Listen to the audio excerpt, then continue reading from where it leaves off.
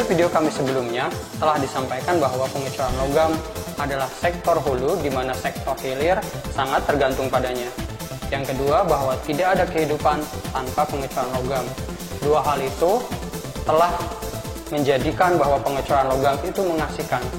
Saya Osep Teja dari logamcpr.com akan menyampaikan 5 fakta bahwa pengecoran logam itu mengasihkan. Fakta mengasihkan pertama adalah diagnostic engineering. Seperti halnya dunia kedokteran, di mana seorang dokter bisa mendiagnosa penyakit pasien melalui hasil lab atau hasil ronsen. Begitu juga dengan pengecoran logam. Material logam memiliki sifat fisik dan sifat mekanik yang berbeda-beda yang dapat diketahui melalui pengamatan metalografi. Dari proses metalografi dapat diamati cacat atau kerusakan logam, perbedaan komposisi kimia, bentuk dan ukuran kristal logam, dan proses pelakuan panas terhadap logam tersebut.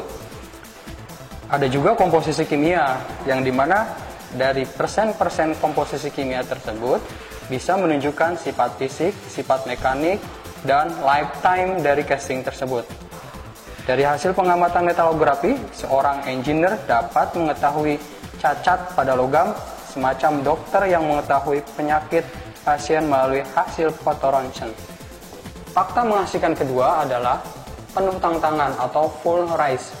Pengecoran logam melalui tahap-tahap, mulai dari drawing atau engineering atau designing, terus ke pattern, lalu kecetakan, peramuan, peleburan, dan proses finishing. Semuanya itu secara bertahap dan nilainya mesti satu.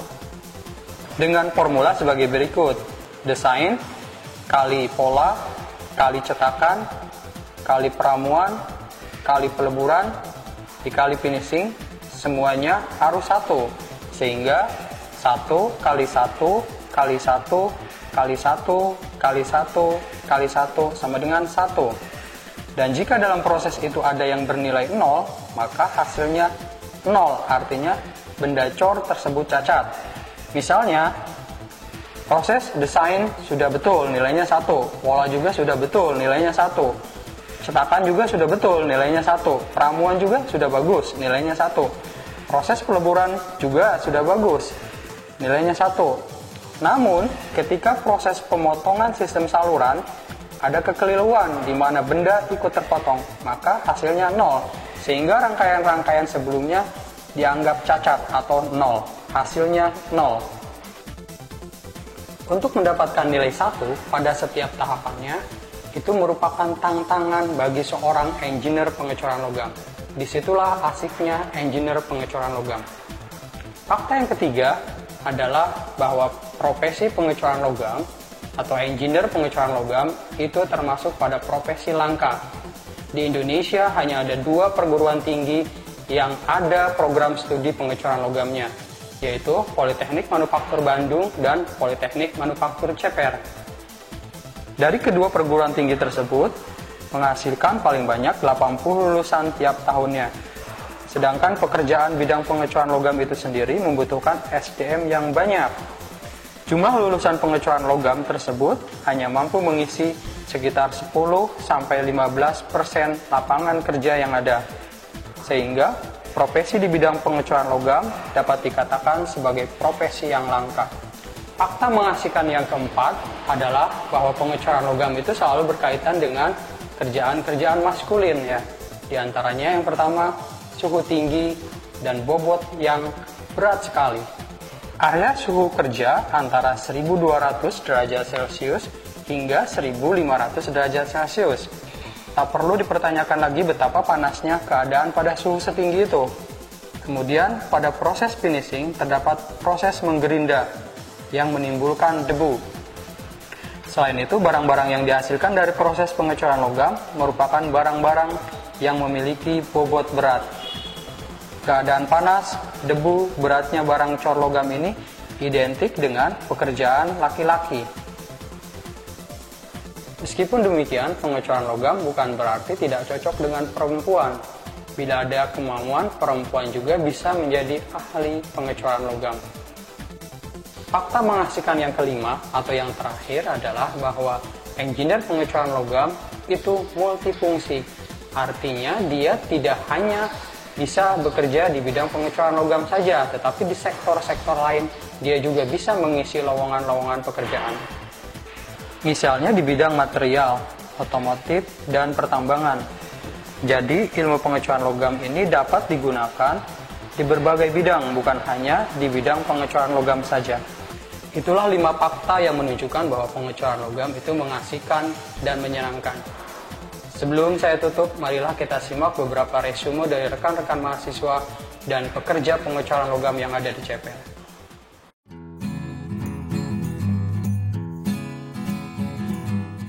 Karena pengecoran logam merupakan salah satu jurusan yang hanya terdapat 2 universitas di Indonesia, seperti yang pertama Polman Bandung dan satu lagi di sini Polman CPR.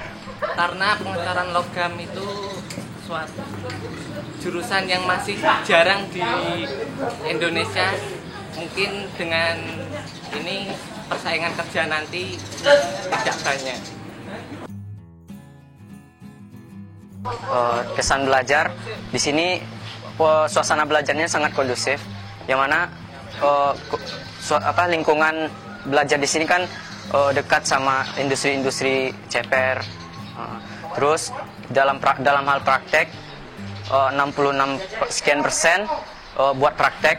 Jadi praktek sama teori berhubungan, saling sinkron, dan itu membuat saya tertarik untuk menguasai dan ingin memperdalam ilmu pengecoran logam.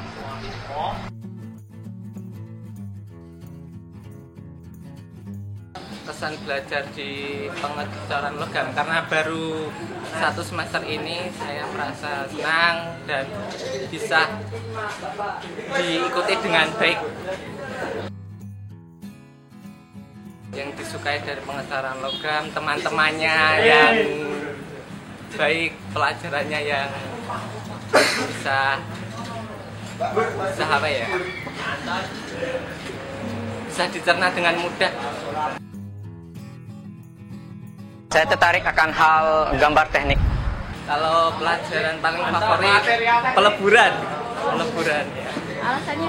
Karena peleburan itu proses yang bagian dari pengecoran logam yang sangat penting. Manfaatnya sungguh banyak sekali.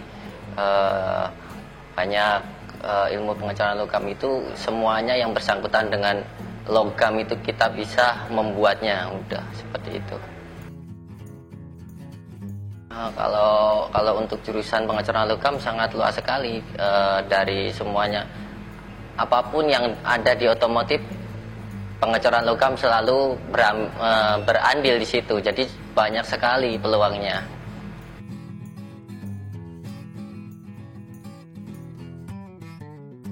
Awal mulanya tuh ya namanya kerja dari kerja. Nah dulu gini, saya kerja di sini dulu ya boleh dikata ya kemauan kerja ya.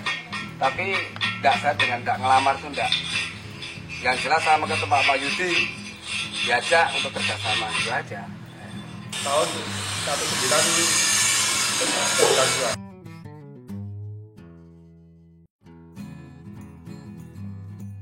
Sukanya itu ya tadi sudah dikatakan, karena gajian itu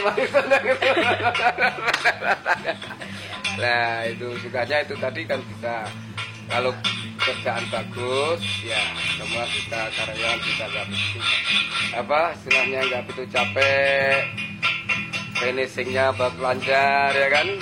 Terus dari pihak konsumen juga kita bisa melayani dengan istilahnya kemauan dia, istilah target.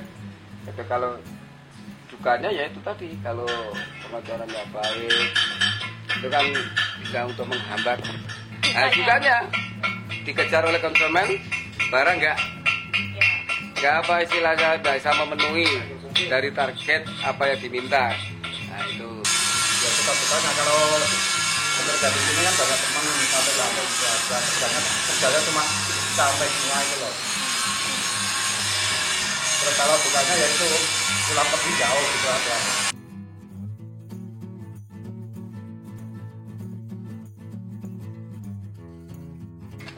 Wah itu gimana ya? Itu namanya relatif, Pak. relatif, kita nggak bisa menentukan, ya kan? Sekarang gini aja, cari tukang cetak aja udah susah sekarang. Nggak seperti dulu. Sekarang banyak Jerman yang kebanyakan di Jerman kerja yang lain. Pengacara mungkin ya seperti Pak Mento, mungkin banyak apa istilahnya keluhannya kotor atau gimana, kan? Ini apa itu generasinya itu kayaknya masalah di bidang seperti ini tuh udah nggak ada lagi. Harapan saya semoga yang terutama untuk Universitas Politeknik Manufaktur CPR bisa lebih berkembang lagi dalam hal fasilitas, dalam hal promosi ke daerah-daerah se-Indonesia, serta memajukan industri-industri kecil ke industri yang lebih berkembang lagi, serta industri logam ini bisa buat menyeluruh se-Indonesia. Semoga CPR bisa menjadi panutan untuk industri-industri di Indonesia yang lainnya, dan semoga bisa menjadi nomor satu karena slogan kita menguasai logam, menguasai dunia. Harapannya apa? Untuk teman-teman masa depan dia biar punya kemajuan itu aja, kemajuan ya untuk meningkatkan kualitas hidup gitu aja. Betul nggak? Nah, kualitas hidup ya untuk kalau yang udah masih muda ya bisa untuk senang-senang, untuk apa istilahnya, untuk nah kalau yang seperti bapak-bapak itu kan bisa untuk mencegah kehidupan keluarga. Harapannya ya moga-moga bisa maju keluarga yang baik. Karena kalau masalah apa itu masalah dapur paper itu kan di mana-mana kan udah lama sejak nenek moyang dulu. Tapi kan sekarang tidak melanjutkan itu aja. Harapan kedepannya untuk pengecoran logam semoga perusahaannya tambah besar, tambah ini, jadi peluangnya tambah besar lagi untuk jurusan pengecoran logam ini. Itulah tadi beberapa resume dari rekan mahasiswa pengecoran logam dan juga dari pekerja pengecoran logam yang ada di CPR. Bagi Anda yang belum mengenal pengecoran logam CPR, jadi tertarik bukan? Tapi bagi Anda yang sudah bergelut di bidang ini, jadi semakin bangga. Saya Osep Teja dari logamcpr.com. Semoga bermanfaat. Sampai jumpa di video kami selanjutnya.